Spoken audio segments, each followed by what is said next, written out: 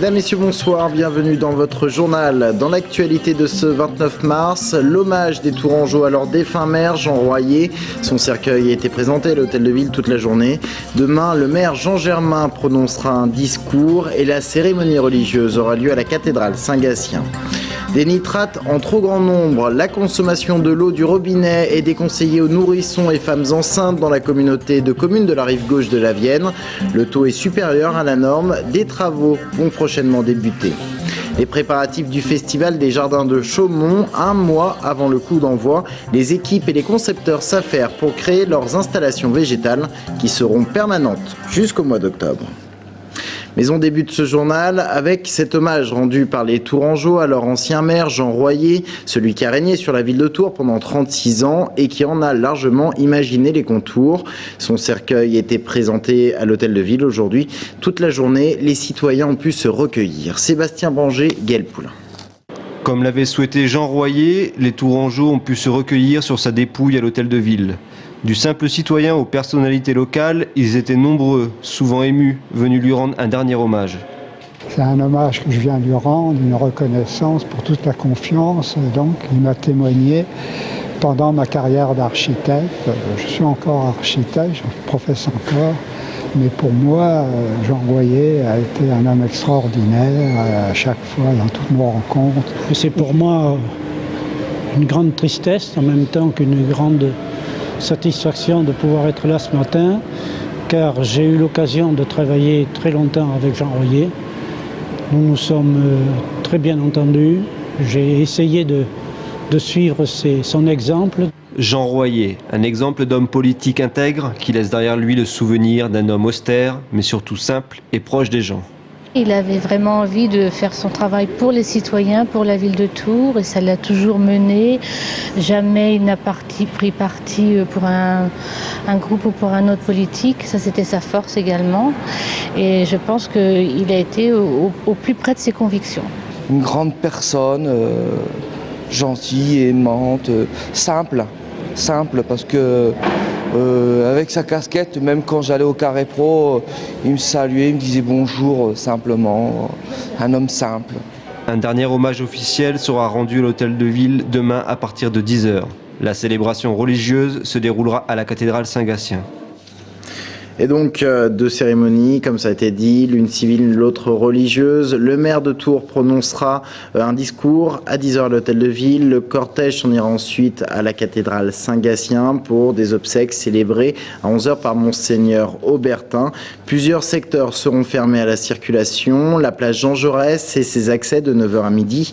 La rue Lavoisier devant la cathédrale de 11h à 15h.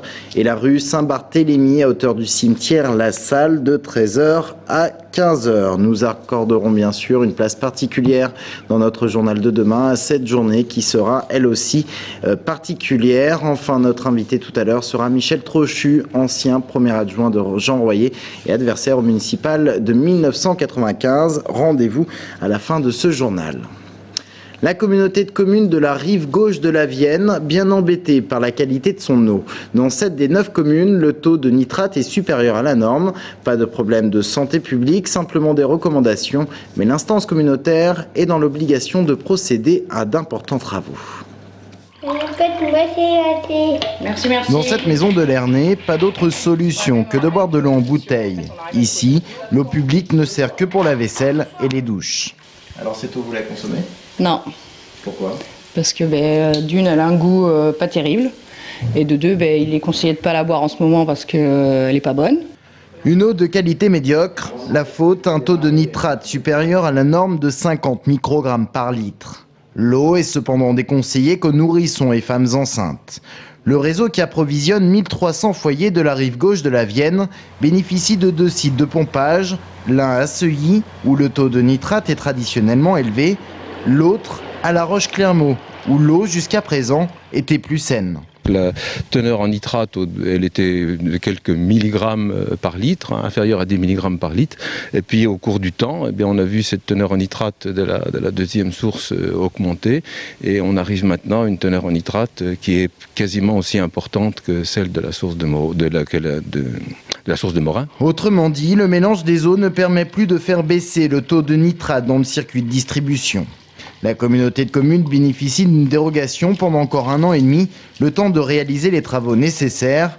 Près de 600 000 € investis pour se raccorder sur le réseau de Camps de Montsoreau, un raccordement qui permettra une nouvelle fois un mélange des eaux et l'abaissement du taux de nitrate, mais aussi de pesticides.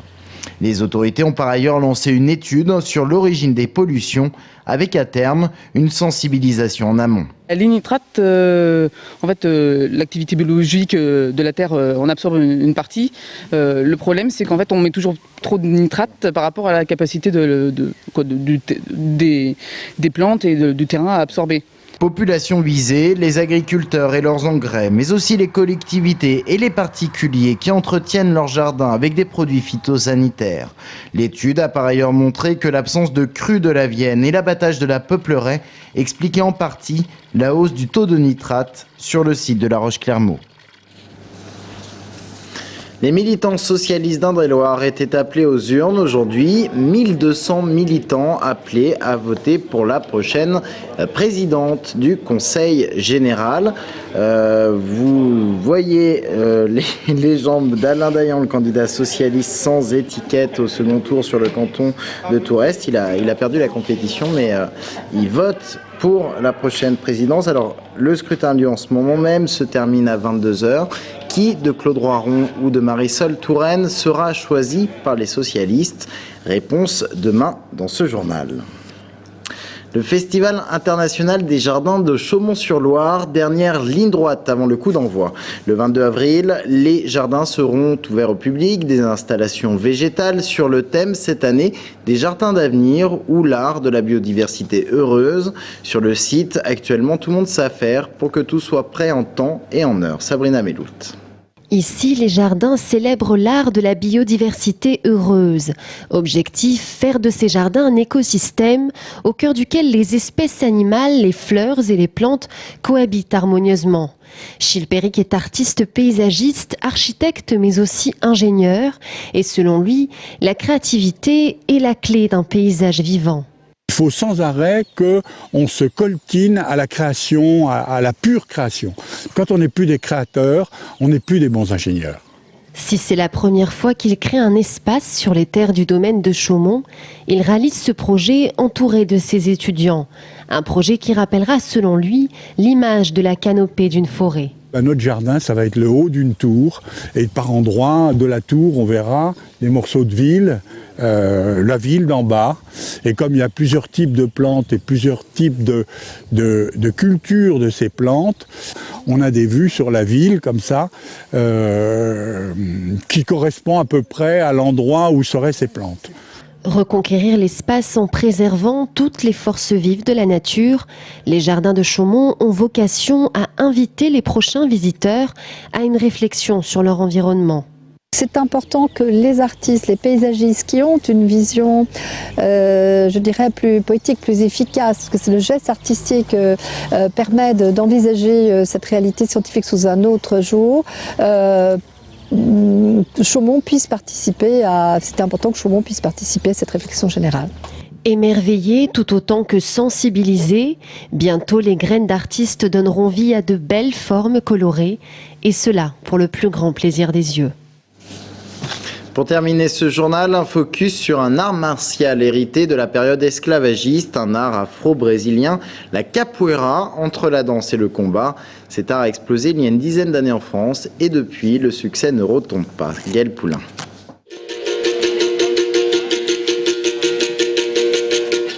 Une drôle de traversée en toute légèreté, mais il ne faut pas s'y tromper.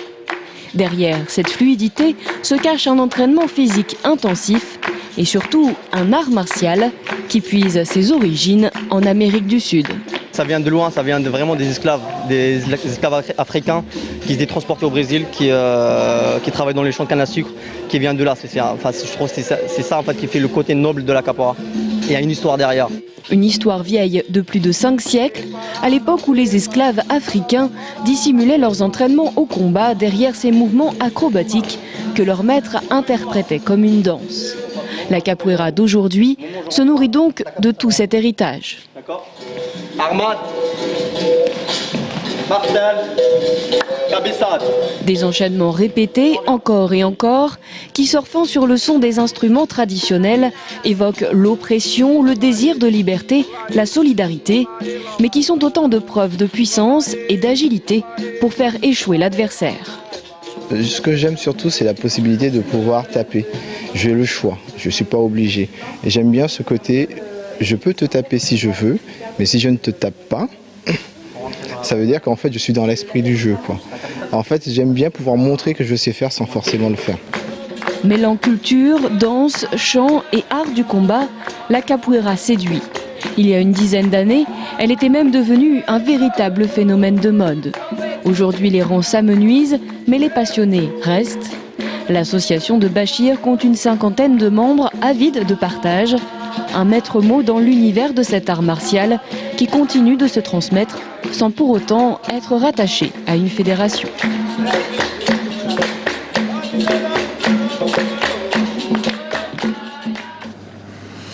Fin de cette édition, merci de l'avoir suivi. Dans un instant, notre invité. Ce soir, il s'agit de Michel Trochu. Restez avec nous.